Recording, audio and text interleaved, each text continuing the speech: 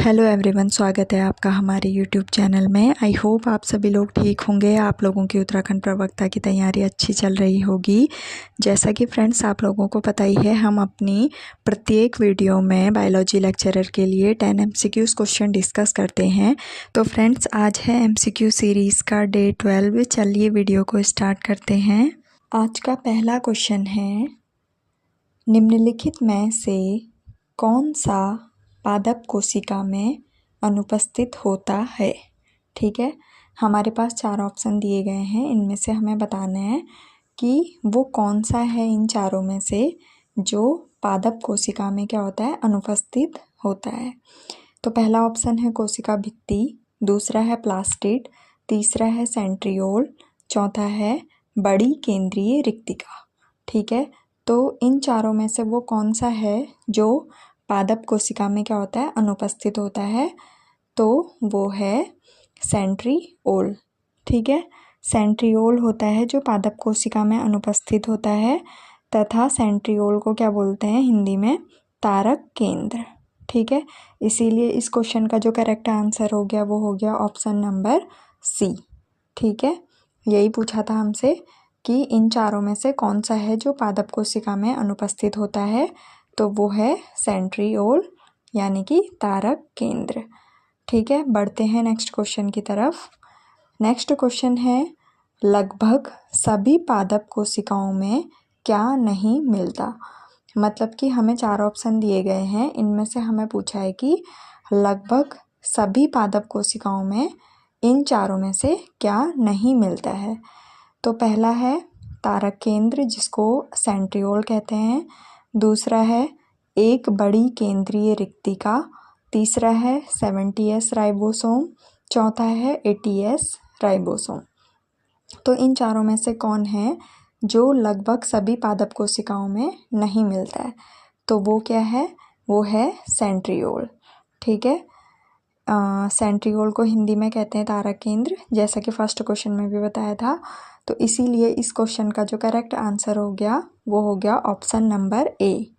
ठीक है, बढ़ते हैं नेक्स्ट क्वेश्चन की तरफ।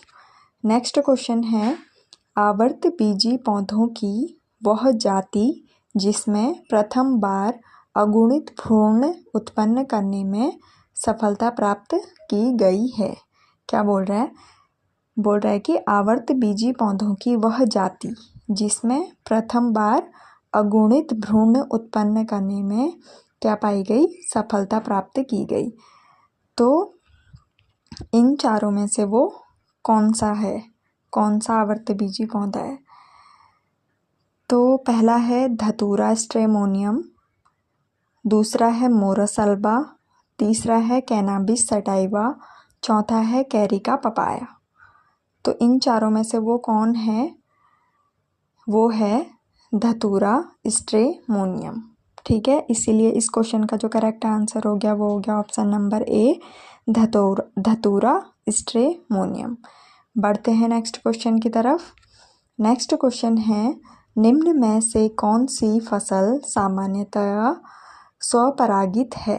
मतलब इन चारों में से वो कौन सी फसल है जो सामान्यतः क्या होती है, स्वपरागित होती है। तो पहला है कद्दू, दूसरा है भांग, तीसरा है मूंगफली, चौथा है सूरजमुखी। तो इन चारों में से वो कौन सी फसल है जो सामान्यतः स्वपरागित होती है। तो वो है मूंगफली। ठीक है, जिसको क्या बोलते हैं, ग्राउंडनट बोलते हैं। तो इसीलिए इस क्वेश्चन का जो करेक्ट आंसर हो गया वो हो गया ऑप्शन नंबर सी। बढ़ते हैं नेक्स्ट क्वेश्चन की तरफ। नेक्स्ट क्वेश्चन है, सिनकोना के अलावा मलेरिया की औषधि किससे प्राप्त की जाती है।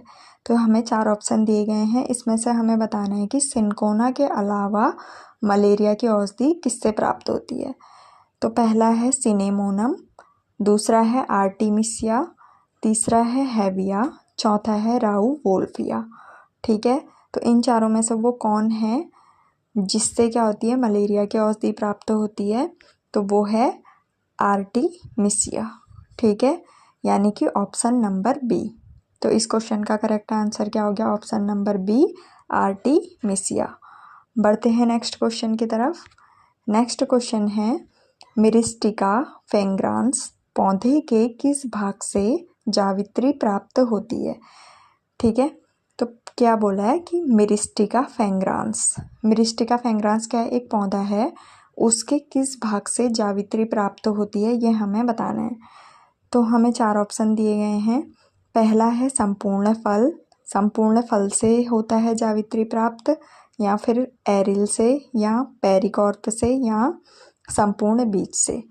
तो मिरिस्टिका फ्रेग्रांस पौधे के कौन से भाग से जावित्री प्राप्त होती है, तो वो होती है हमें एरिल भाग से। ठीक है, इसीलिए इस क्वेश्चन का जो करेक्ट आंसर हो गया वो हो गया बी, एरिल। बढ़ते हैं नेक्स्ट क्वेश्चन की तरफ। नेक्स्ट क्वेश्चन है, निम्नलिखित युग्मों में से सही सुमेलित कौन है। हमारे सामने 4 युग्म दिए गए हैं, हमें बताना है कि कौन सा वाला युग्म सही सुमेलित है। तो पहला है अखरोट। अखरोट का जो युग्म है वो क्या है, क्रोटलेरिया जंसिया। दूसरा युग्म है मूंगफली। मूंगफली के सामने क्या लिखा है, एराकिस हाइपोजिया। तीसरा युग्म है नारियल। नारियल के सामने लिखा है एरेका कैटेचू। चौथा है काजू। काजू के सामने लिखा है प्रूनस पर्सिका। तो ये 4 युग्म हैं, इनमें से हमें बताना है कि कौन सा वाला सही सुमेलित है। तो इन चारों युग्म में से जो सही है वो है हमारा बी वाला। ठीक है, बी वाला क्या है, मूंगफली, जिसका मैच क्या है, एराकिस हाइपोजिया। ठीक है, इसीलिए इस क्वेश्चन का जो करेक्ट आंसर हो गया वो हो गया ऑप्शन नंबर बी। बढ़ते हैं नेक्स्ट क्वेश्चन की तरफ। नेक्स्ट क्वेश्चन है, तरल मोम प्राप्त की जा सकती है। जो तरल मोम होती है वो किससे प्राप्त की जा सकती है। तो पहला है युक्का ग्लोरियोसा, बी है थैबेटिया नेरिफोलिया, सी है जोजोबा, एंड डी है हेलियंथस एन्यूस। तो इन चारों में से वो कौन है जिससे तरल मोम प्राप्त की जा सकती है, तो वो है जोजोबा। ठीक है, तो इसीलिए इस क्वेश्चन का जो करेक्ट आंसर हो गया वो हो गया ऑप्शन नंबर सी। बढ़ते हैं नेक्स्ट क्वेश्चन की तरफ। नेक्स्ट क्वेश्चन है, च्युइंगम एक लेटेक्स है जो डेडेस की छाल से प्राप्त होती है। तो हमें बोला गया है कि च्युइंगम क्या है, एक लेटेक्स है जो डेडेस की छाल से प्राप्त होती है। मतलब कि हमें बताना है कि जो ये च्युइंगम है लेटेक्स, ये किसकी छाल से प्राप्त होता है। तो पहला है प्लूमेरिया रुब्रा, दूसरा है फाइकस हिस्पिडा, तीसरा है एक्रस सपोटा, चौथा है स्ट्रेबिलस एस्पर। तो जो च्युइंगम लेटेक्स है वो किसकी छाल से प्राप्त होता है, वो होता है अक्रस सपोटा की छाल से। इसीलिए इस क्वेश्चन का जो करेक्ट आंसर हो गया वो हो गया ऑप्शन नंबर सी। बढ़ते हैं नेक्स्ट क्वेश्चन की तरफ। नेक्स्ट क्वेश्चन और आज का लास्ट क्वेश्चन, कत्था डैश डैश के अंतः काष्ठ से प्राप्त किया जाता है। क्या पूछा है, जो कत्था होता है वो डैश के अंतः काष्ठ से प्राप्त किया जाता है। तो इन चारों में से किसके अंतः काष्ठ से प्राप्त किया जाता है कत्था।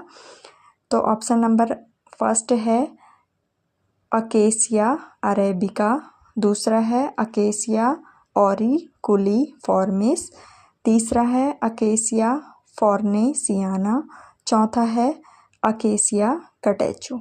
तो जो कत्था है वो किसके अंतःकाष्ठ से प्राप्त किया जाता है, वो किया जाता है अकेसिया कैटेचू। ठीक है, इसीलिए इस क्वेश्चन का जो करेक्ट आंसर हो गया वो हो गया ऑप्शन नंबर डी। तो फ्रेंड्स, ये थे आज के MCQ क्वेश्चन। आई होप आपको पसंद आए होंगे। अगर पसंद आए तो वीडियो को लाइक शेयर कमेंट करें एंड चैनल को सब्सक्राइब करें। मिलते हैं आपसे नेक्स्ट वीडियो में, तब तक के लिए take care, bye bye, see you soon.